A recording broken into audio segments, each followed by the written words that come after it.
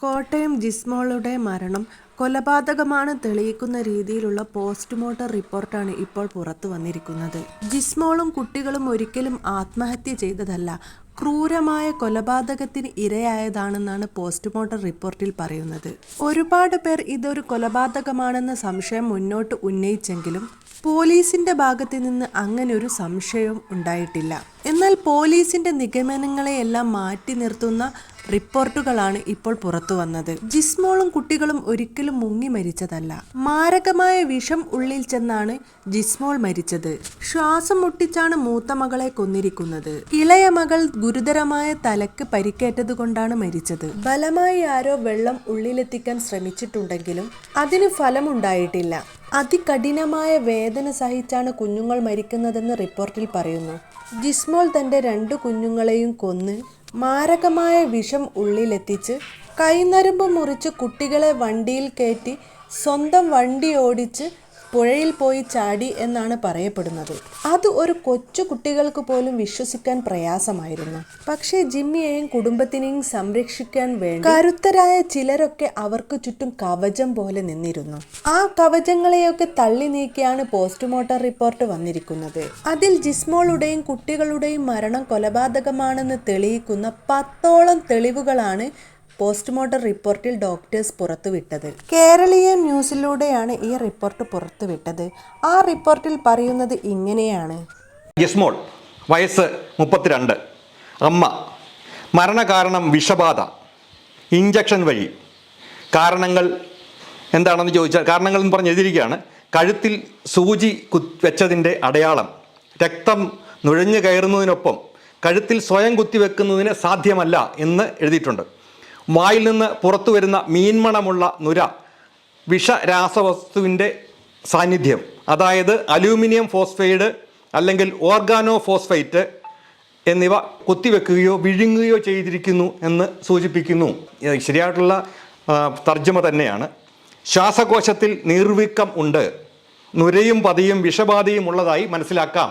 മൂക്കിൽ നിന്നും വായിൽ നിന്നും ഉള്ള രക്തം ആന്തരിക രക്തസ്രാവത്തെയോ രാസപരിക്കിനെയോ സൂചിപ്പിക്കുന്ന ദ്വിതീയ സാധ്യതകൾ.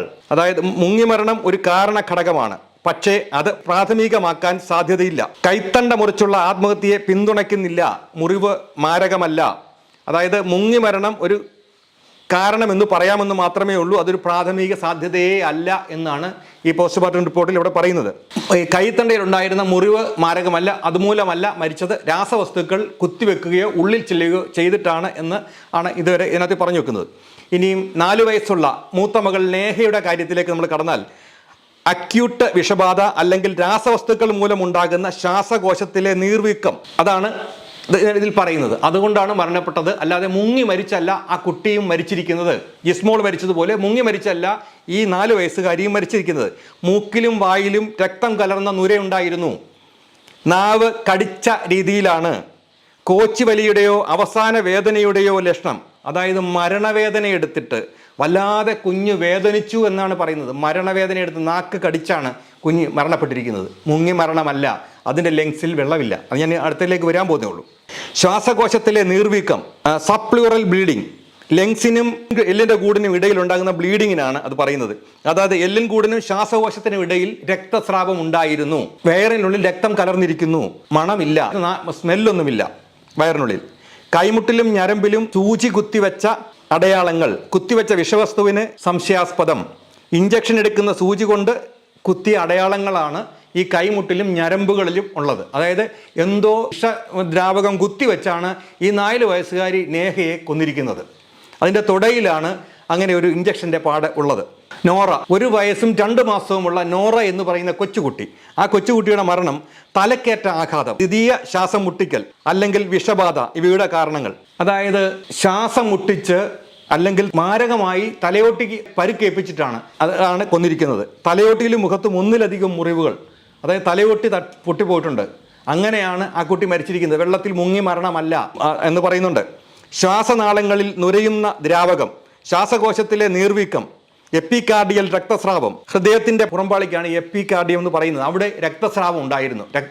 2 പാളിയുണ്ട് ഹൃദയത്തിന്, അതിലെ പുറംപാളിയിൽ രക്തസ്രാവം ഉണ്ടായിരുന്നു എന്നാണ് ഈ പോസ്റ്റ്മോർട്ടം റിപ്പോർട്ടിൽ പറയുന്നത്. അതായത് ഈ നോറ എന്ന് പറയുന്ന കുഞ്ഞിൻ്റേത്. എനിക്കിത് വായിക്കാൻ തന്നെ ബുദ്ധിമുട്ടുണ്ട്. ആമാശയത്തിലെ സബ്മ്യൂക്കസ് രക്തസ്രാവം ആഘാതമോ വിഷബാധയോ സൂചിപ്പിക്കുന്നു. ആമാശയത്തിൽ രക്തസ്രാവം ഉണ്ടായിരുന്നു. ഇത് വിഷബാധയുണ്ട് എന്നാണ് പറയുന്നത്. അതായത് അതും മുങ്ങിമരണമല്ല.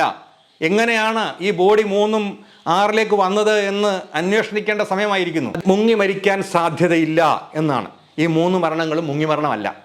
മരണകാരണം നിലവിലെ ഡേറ്റയെ അടിസ്ഥാനമാക്കിയാണ് പറയുന്നത്. ഇതുവരെയുള്ള ഡേറ്റാസിനെ അടിസ്ഥാനമാക്കി ഇത് മരണത്തിനുള്ള കാരണം പറയാണ്. വിഷബാധ മൂലമാകാം, ഒരു പക്ഷേ ഓർഗാനോ ഫോസ്ഫേറ്റ് അല്ലെങ്കിൽ മയക്കുമരുന്ന് ഉപയോഗവുമായി ബന്ധപ്പെട്ടതാകാം.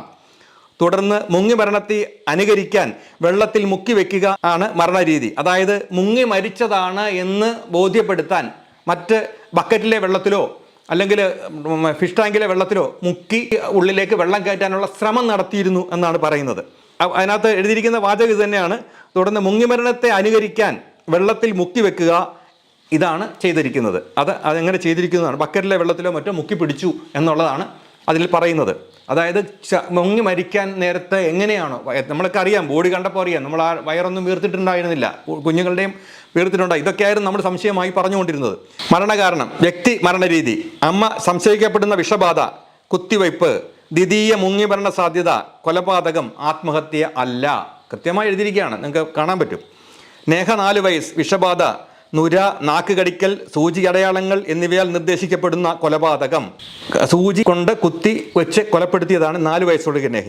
അല്ല, നോറയെ അങ്ങനെയല്ല. നോറയെ ശ്വാസം മുട്ടിക്കലോ അല്ലെങ്കിൽ വിഷബാധയോട് കൂടിയ തലയ്ക്ക് പരിക്കേറ്റ കൊലപാതകം, തലയ്ക്ക് പരിക്കേൽപ്പിച്ച് കൊലപ്പെടുത്തി എന്നാണ് ഇളയ കുട്ടിയെക്കുറിച്ച് ഈ പോസ്റ്റ്മോർട്ടം റിപ്പോർട്ടിൽ പറയുന്നത്. ഈ പോസ്റ്റ്മോർട്ടം റിപ്പോർട്ടൊക്കെ പോലീസിന് പണ്ടേ കിട്ടിയതാണ്, നമ്മൾക്കാണ് ഇപ്പം കിട്ടുന്നത്. അവരുടെ അന്വേഷണമായിരുന്നു നമ്മൾ കണ്ടുകൊണ്ടിരുന്നതും. കൊലപാതകത്തെ പിന്തുണയ്ക്കുന്ന സാഹചര്യ തെളിവുകൾ, കുട്ടികൾക്ക് വിഷം കൊടുത്തു, നേഹ 4 വയസ്സ്, കടിച്ച നാവ്, മർദ്ദം സൂചിപ്പിക്കുന്നത്, സൂചി കുത്തിയ പാടുകൾ, കൈനരമ്പില് അല്ലെങ്കിൽ കൈമുട്ടില്, മൂക്കിലും വയറ്റിലും രക്തം പുരണ്ട നുരയുന്ന ദ്രാവകം. ഇതാണ് പോസ്റ്റ്മോർട്ടം റിപ്പോർട്ടിൽ കണ്ടതാണ്. ഇനി നോറ 1 വയസ്സുള്ള കുട്ടിയെ പരിശോധിച്ചപ്പം കണ്ടത് തലക്കേറ്റ പരിക്കുകൾ, ശ്വാസകോശത്തിൽ നുരയുന്ന ദ്രാവകം, വയറ്റിൽ സബ്മ്യൂക്കസിൽ രക്തസ്രാവം, ഹൃദയത്തിൽ പെറ്റീഷ്യൽ രക്തസ്രാവം. ഇവയെല്ലാം മുങ്ങി മരിക്കാത്തതും ഒരുപക്ഷെ വിഷാംശം അല്ലെങ്കിൽ ആഘാതകരമായ കാരണവും സൂചിപ്പിക്കുന്നു. അത് മുങ്ങി മരിച്ചിട്ടില്ല. അത് വീണ്ടും പറയുകയാണ്. ഈ പോസ്റ്റ്മോർട്ടം റിപ്പോർട്ടിൽ 15 തവണയെങ്കിലും മുങ്ങി മരണമല്ല എന്ന് ഓരോ പാരഗ്രാഫ് കഴിയുമ്പോഴും നമുക്ക് വായിക്കാൻ പറ്റും. ഞങ്ങൾ കൂട്ടിച്ചേർത്തതല്ല, നിങ്ങൾക്ക് പുറകിൽ ഇത് വായിക്കാൻ പറ്റും, നിങ്ങൾക്ക് വായിക്കാൻ പറ്റുന്ന രീതിയിലാണ് വെക്കുന്നത്. ചെറിയ കുട്ടികൾക്ക് സ്വയം വിഷം കൊടുക്കാൻ കഴിയില്ല.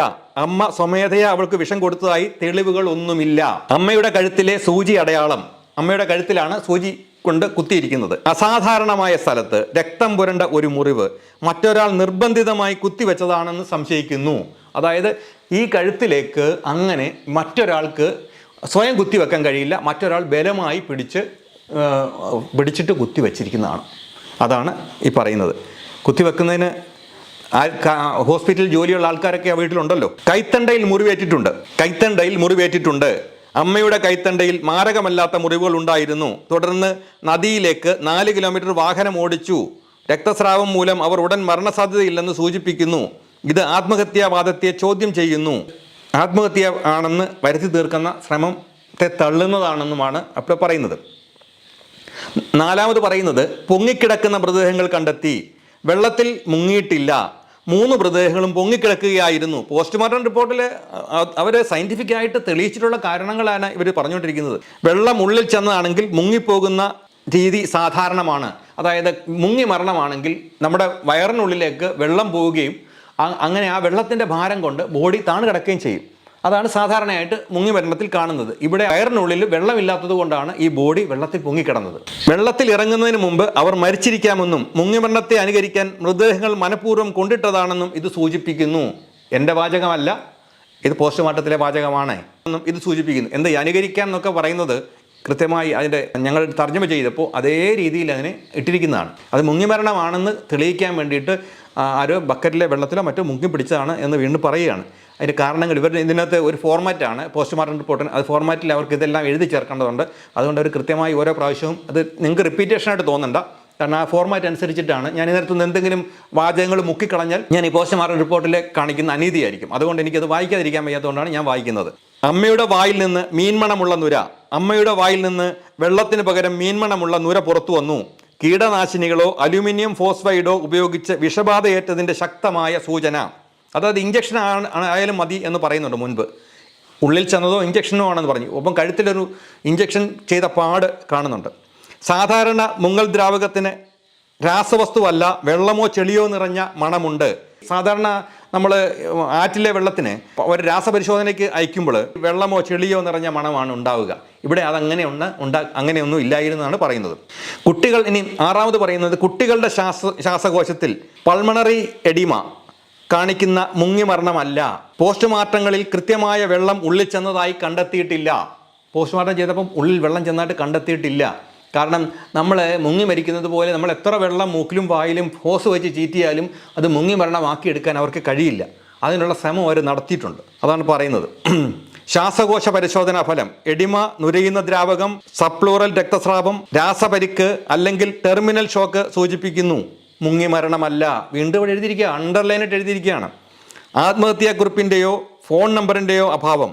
അമ്മ 2 ദിവസമായി ആരെയും ബന്ധപ്പെട്ടിട്ടില്ല. ഇനി അവരുടെ കൺക്ലൂഷനിലേക്ക് പോവുകയാണ്. 7ാമത്, ആത്മഹത്യാക്കുറിപ്പില്ല, അതുപോലെ ഫോൺ നമ്പർ ഇല്ല, അമ്മ 2 ദിവസമായിട്ട് ആരെയും ബന്ധപ്പെട്ടിട്ടില്ല, ആത്മഹത്യാക്കുറിപ്പൊന്നും കണ്ടെത്തിയിട്ടില്ല. മരണത്തിന് മുമ്പ് അവർ നിർബന്ധിതമായി അല്ലെങ്കിൽ അവരുടെ ഇഷ്ടത്തിന് വിരുദ്ധമായി തടങ്കലിൽ വെച്ചിരിക്കാം എന്ന് സൂചിപ്പിക്കുന്നു.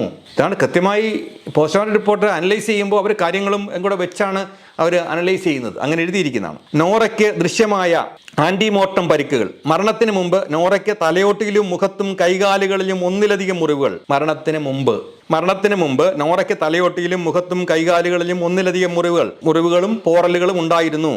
ശാരീരിക പീഡനമോ ആക്രമണമോ ഉണ്ടെന്ന് സൂചിപ്പിക്കുന്നു. അതായത് തലയടിച്ച് പൊട്ടിച്ച് കൊന്നതാണ്. കൃത്യമായി എഴുതിയിരിക്കുകയാണ്. ഇനി അടുത്ത പറയാം. 9ാമത് പറയുന്നത് സമയവും റിഗോർ മോർട്ടിസും. ഏപ്രിൽ 15 ഉച്ചയ്ക്ക് 2 മണിക്ക് മൃതദേഹങ്ങൾ കണ്ടെത്തി. പോസ്റ്റ്മോർട്ടം റിപ്പോർട്ട് എല്ലാം എഴുതണമല്ലോ. ഏപ്രിൽ 16 പോസ്റ്റ്മോർട്ടം നടത്തി. മരണസമയവുമായി പൂർണ്ണമായും പൊരുത്തപ്പെടുന്ന റിഗോർ മോർട്ടിസ് എല്ലാ കേസുകളിലും പൂർണ്ണമായും സ്ഥാപിക്കപ്പെട്ടു. പക്ഷേ മുങ്ങിമരണവുമായി പൊരുത്തപ്പെടുന്നില്ല. മരണപ്പെട്ട സമയമൊക്കെ ഏകദേശം കറക്റ്റാണ്. പക്ഷേ മുങ്ങിമരണമാണെന്ന് ആയിട്ട് പൊരുത്തപ്പെടുന്നതേ ഇല്ല എന്നത് കൃത്യമായി പറയുന്നു. കുട്ടികൾക്ക് ആന്തരിക രക്തസ്രാവത്തിൻ്റെയും ആഘാതത്തിൻ്റെയും ലക്ഷണങ്ങൾ ഉണ്ടായിരുന്നു. സമാധാനപരമായ മരണത്തിനോ മുങ്ങിമരണത്തിനോ പൊരുത്തപ്പെടുന്നില്ല. അതായത് സമാധാനപരമായി മരിക്കുകയായിരുന്നില്ല. കുഞ്ഞുങ്ങൾ നന്നായിട്ട് വേദന അനുഭവിച്ച് മരണപ്പെടുകയായിരുന്നു. 10, അമ്മ ഒരു അഭിഭാഷകയായിരുന്നു. ഒരു സാധ്യതയുള്ള ലക്ഷ്യം അവർ വിവാദപരമായ നിയമകാര്യങ്ങളിൽ ഉൾപ്പെട്ടിരിക്കാം. ഒന്നുകിൽ ഇവർ പറയുന്നത് ഒരു അമ്മ ഒരു അഭിഭാഷകയായിരുന്നത് കൊണ്ട് വിവാദപരമായ എന്തെങ്കിലും കേസുകളിൽ ഉൾപ്പെട്ട് ആരെങ്കിലും കൊലപ്പെടുത്തിയതാവാമെന്നാണ് പറയുന്നത്. ശത്രുക്കൾ ഉണ്ടാകാം, അവിടെ പറഞ്ഞു നിർത്തിയല്ലോ. അല്ലെങ്കിൽ പ്രൊഫഷണൽ അല്ലെങ്കിൽ ഗാർഹിക സംഘർഷം കാരണം അവർ ലക്ഷ്യം വെച്ചിരിക്കാം.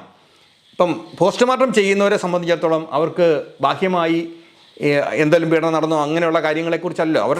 ഇത്രയും കാരണങ്ങളാണ് പോസ്റ്റ്മോർട്ടത്തിൽ പറയുന്നത്. ജിസ്മോളും കുട്ടികളും മുങ്ങി മരിച്ചതല്ലാന്നെന്ന് ഏകദേശം 15 വട്ടമെങ്കിലും ആവർത്തിച്ച് പറയുന്നുണ്ട്. ഈ പോസ്റ്റ്മോർട്ടം റിപ്പോർട്ട് നേരത്തെ തന്നെ പോലീസിന്റെ കൈകളിൽ കിട്ടിയിട്ടുണ്ട്. എന്നിട്ടും അവർ ആത്മഹത്യയാണെന്ന് പറയുന്നതിന്റെ മോട്ടീവ് എന്താണെന്ന് മനസ്സിലാവുന്നില്ല. മാരകമായ വിഷം ഉള്ളിൽ ചെന്ന ഒരാൾ മരണവേദനയിലും മരണവെപ്രാളത്തിലും എങ്ങനെയെങ്കിലും രക്ഷപ്പെടാൻ നോക്കുന്നതിന് പകരം തന്റെ കുട്ടികളെയും വണ്ടിയിൽ വെച്ച് സ്വന്തം ബൈക്ക് ഓടിച്ച് ഒരു ആക്സിഡന്റ് പോലും പറ്റാതെ പുഴക്കരികിലെത്തി ആത്മഹത്യ ചെയ്തിരിക്കുന്നു.